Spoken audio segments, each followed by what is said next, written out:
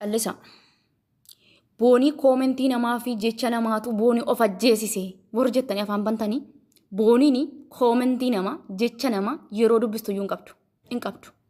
Booniin nama jecha namaatii fi lubbuu ishee dabarsitee kennitu morma ishee gamadaaf gootu miti.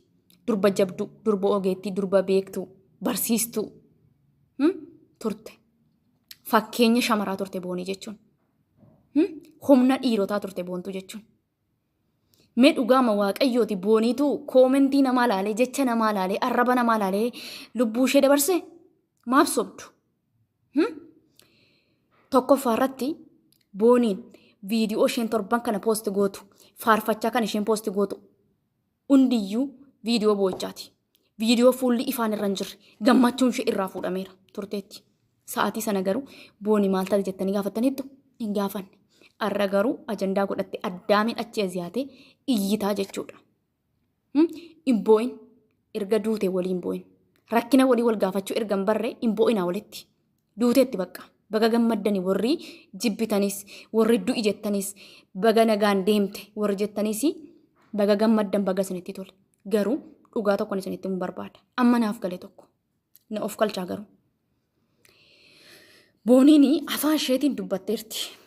Gaafan joosii dhabuun lubbuu kiyya dhabaa. Kan kanaan achi anaa fi joosiin na bukkee jiraannaan anaa fi jireenyi biyya lafaa kanarraa gammachuudhaan guutuudha. Jiraachuu kan hin danda'u isa wajjinii. Du'uu kan hin danda'u du'as kan ofitti murteessu gaafan isa dhabee jettee dubbatteetti. 2. Yeroo darbee intarviiyuu gaafa ta'anii dhimma intalattii ishee irraan hiriyaa joosii turte sanarratti. Ishee kanaa yoo sin barbaadu jedhe ofin ajjeesa jetti. Ishee kanaa yoo sin barbaadu jedhe isheen kun na dhabdee naan jiraachuu akka hin dandeenye natti himteerti akkan godhu dhabeetani ishee kanaa wajjin jiraacha ishee kanaa haasofsiisa jedhe. Jecha ilma dhiiraarraa hin eegamne. Nama takka sammuu isaa eeguuf duukaa jiraachuu fi nama takka jaallatanii of kennanii duukaa jiraachuun tokko miti. Akka kanatti wal galaafachuun dhufa wanta ta'eef. 2. Viidiyoo isaan konkolaataa kiristaanii waraaban sana duraan argee libbi jedhe irra deddeebi'ee viidiyoo sana ilaaleen diraamaa baqa qoosaa maaf akkasittiin jedhee yaade.